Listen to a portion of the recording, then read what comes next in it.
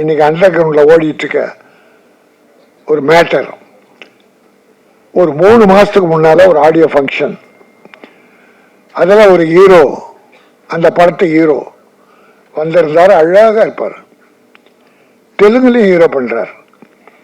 அவர் இப்ப கைதாகி ஜெயிலில் இருக்கார். என்ன காரணம்? கொக்கைன்னு ஒரு போதை பொருளுக்கு அடிமையாயிட்டார்.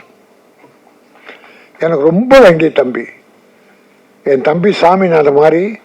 அவனும் ஒரு நல்ல தம்பி, நல்லா பழகுவான், மரியாதையானவன், அழகன். பாராட்டினேன், நான் மேடையில் பாராட்டினேன், அழகன். ஆனா குடும்பத்தில் ஒரு சூழ்நிலை வந்தது. குடும்பத்தில் ரொம்ப அவசப்பட்டான், கோர்ட்டு கேஸுன்னு. அது ஒரு ஒரி.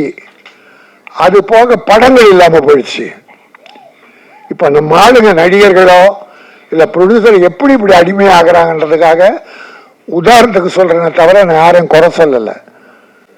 ஒரு செய்தி வந்ததால் அந்த தம்பி பேரை சொன்னேன், எனக்கு ரொம்ப வேண்டியவன்ற உரிமையில சொன்னேன்.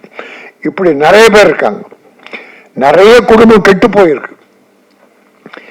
பிறகு அவர் என்ன பண்றாரு, படம் இல்லைன்னும் போது ஒரு படம் எடுக்கிறார் சொந்தமா. எடுத்து படம் முடிச்சு ரிலீஸ் ஆகல, வியாபாரம் இல்லை. பிறகு கடன் வாங்கி படத்தை ரிலீஸ் பண்ணிட்டார். அதுல அவஸ்தப்பட்டார். இது ஒரு ஒரி. எல்லா ஒரிசையும் தீர்க்க மதுக்கு அடிமையாயிட்டார்.